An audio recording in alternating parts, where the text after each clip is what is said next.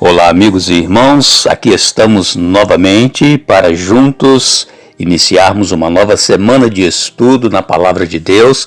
Estamos muito felizes, agradecidos a Deus e a cada um de vocês que nos acompanham a cada dia nos comentários da Palavra de Deus.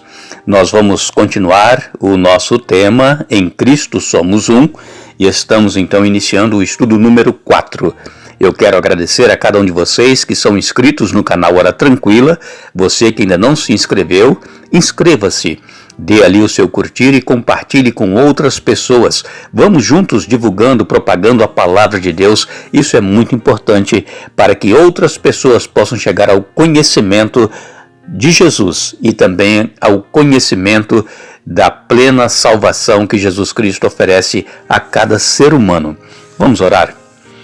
Pai nosso que estás nos céus, te damos graças por mais um dia de vida que estamos tendo e também porque estamos iniciando um novo estudo na Tua Palavra.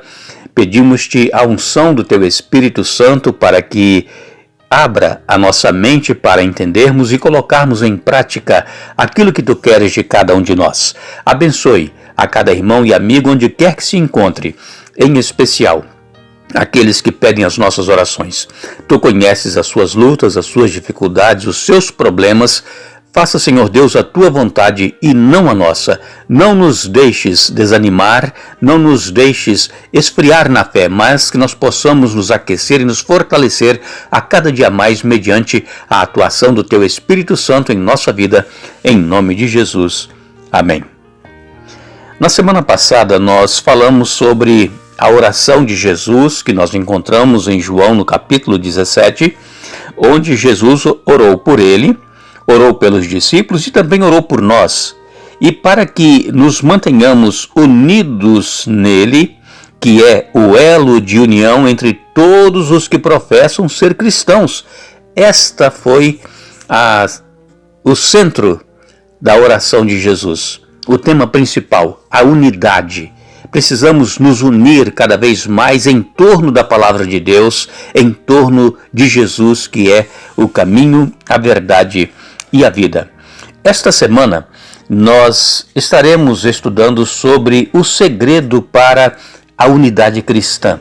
Em Efésios capítulo 1, versos 9 e 10, o apóstolo Paulo escreveu: desvendando-nos o mistério da sua vontade, segundo o seu beneplácito, que propusera em Cristo, de fazer convergir nele, na dispensação da plenitude dos tempos, todas as coisas, tanto as do céu como as da terra. Paulo escreveu aos Efésios, exortando a unidade. Por quê?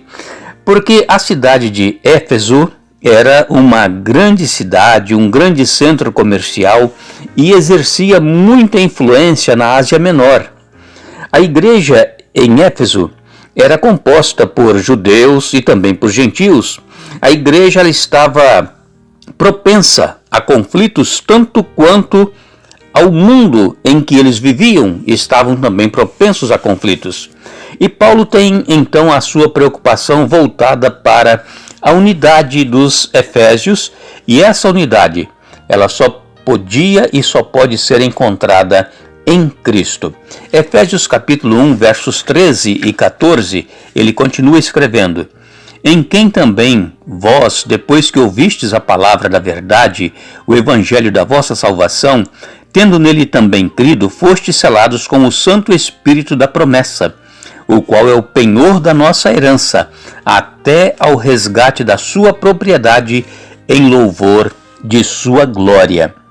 Como seguidores de Jesus, temos muitos motivos para louvar a Deus. Em Cristo, Deus nos adotou como filhos e filhas. Nós fomos adotados e pertencemos à família de Deus. Em Romanos, no capítulo 8 e no verso 17, Romanos 8,17, o apóstolo Paulo também escreveu: ora, se somos filhos, somos também herdeiros, herdeiros de Deus e co-herdeiros com Cristo.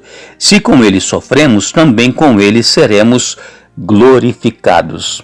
Em Gálatas, no capítulo 4 e no verso 7, Gálatas capítulo 4 verso 7, o apóstolo Paulo ainda continua escrevendo, e ele nos diz: de sorte que já não és escravo, porém filho, e sendo filho também, herdeiro por Deus. Vemos então aqui o apóstolo Paulo, ele esclarecendo a todo ser humano que nós somos adotados por Deus como filhos e filhas. Então, por nós termos sido adotados, nós pertencemos à família de Deus. O benefício, amigos e irmãos, de sermos partes da família cristã, de nos relacionarmos com Cristo, é a unidade cristã. Vejamos aqui Efésios capítulo 1, versos 5 a 11. Efésios 1, 5 a 11 diz assim: nos predestinou para ele, para a adoção de filhos, por meio de Jesus Cristo, segundo o beneplácito de sua vontade, para louvor da glória de sua graça, que ele nos concedeu gratuitamente no amado, no qual temos a redenção pelo seu sangue, a remissão dos pecados segundo a riqueza da sua graça, que Deus derramou abundantemente sobre nós em toda sabedoria e prudência, desvendando-nos o mistério da sua vontade segundo o seu beneplácito que propusera em Cristo, de fazer convergir nele, na dispensação da plenitude dos tempos, todas as coisas, tanto as do céu como as da terra. Nele, digo, no qual fomos também feitos herança, predestinados segundo o propósito daquele que faz todas as coisas conforme o conselho de sua vontade, a fim de sermos para louvor da sua glória, nós, os que de antemão esperamos em Cristo.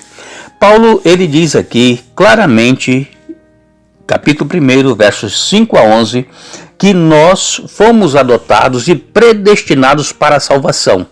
Existem muitas pessoas que creem em predestinação, mas se existe predestinação é para a salvação. Ninguém está predestinado a morrer a morte eterna, ou ninguém está predestinado para sofrer. Não. A predestinação que a Bíblia fala é para a salvação. João 3,16 nos diz claramente a palavra de Deus: porque Deus amou o mundo de tal maneira que deu o seu Filho unigênito, para que todo aquele que nele crê não pereça, mas tenha a vida eterna. Então, se nós aceitarmos a Jesus, que nos foi dado como um presente por Deus, a vida de Jesus, a sua morte, a sua ressurreição, se nós aceitarmos, nós estaremos então predestinados para a salvação, desde que nós aceitemos a Jesus e andemos no seu caminho. Porque se nós aceitarmos a Jesus, mas se nós nos desviarmos, se nós desistirmos da caminhada, então nós não seremos salvos. Nós precisamos permanecer no caminho.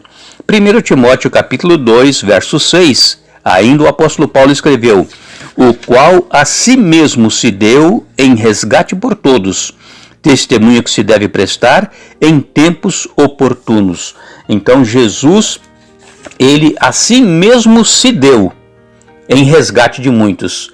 Jesus, ele veio, eu já disse isso na semana passada e volto a repetir, ele veio para morrer. Ele nasceu para morrer. E cada dia que passava, ele sabia que era um dia a menos para ele chegar à cruz do Calvário. Segundo Pedro, segunda carta de Pedro, capítulo 3, e no verso 9, o apóstolo Pedro nos escreveu: não retarda o Senhor a sua promessa, como alguns a julgam demorada. Pelo contrário, ele é longânimo para convosco, não querendo que nenhum pereça, senão que todos cheguem ao arrependimento. Então, este é o desejo do coração de Deus, que ninguém se perca, mas que possam chegar ao pleno conhecimento de Jesus, aceitá-lo e que possam então se arrepender e ter também a salvação. E eu faço uma pergunta a cada um de nós, a cada um de vocês que nos ouve: qual será nossa resposta a essa oferta de amor? A salvação, ela é de graça, mas ela custou um alto preço, que foi o sangue de Jesus, a vida de Jesus.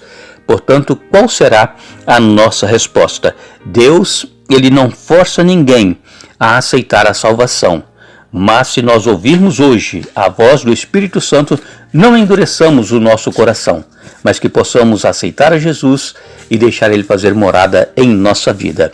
Que Deus nos abençoe, que Deus nos dê um bom dia. Voltaremos amanhã dando sequência a este estudo, mas lembre-se, buscai, pois, em primeiro lugar o reino de Deus e a sua justiça, e as demais coisas vos serão acrescentadas.